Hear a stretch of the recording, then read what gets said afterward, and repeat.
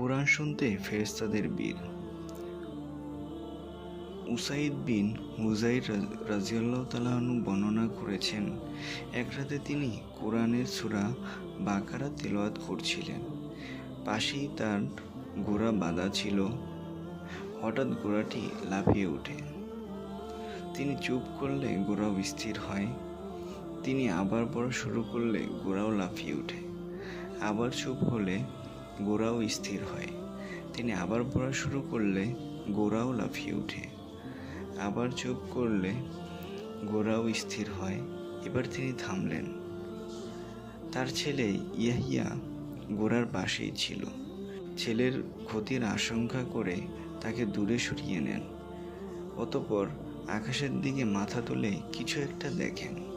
সকালে মহানবী সাল্লাল্লাহু আলাইহি ইসলামের কাছে তিনি পুরো ঘটনা বর্ণনা করলেন।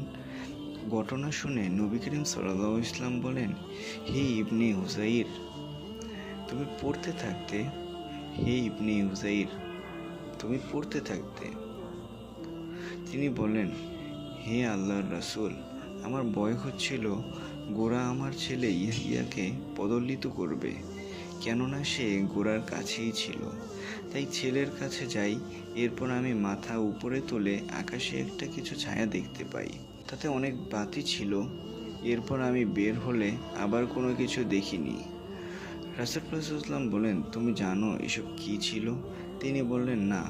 রাসূলুল্লাহ সাল্লাল্লাহু আলাইহি ওয়াসাল্লাম বলেন, তারা ফেরেশতারা ছিল। তোমার আওয়াজ শুনে কাছে এসেছে। তুমি পড়তে থাকলে মানুষও তাদের দেখতে পেত। তারা মানুষের আড়ালে থাকতো না। সহিহ বুখারী হাদিস 5018।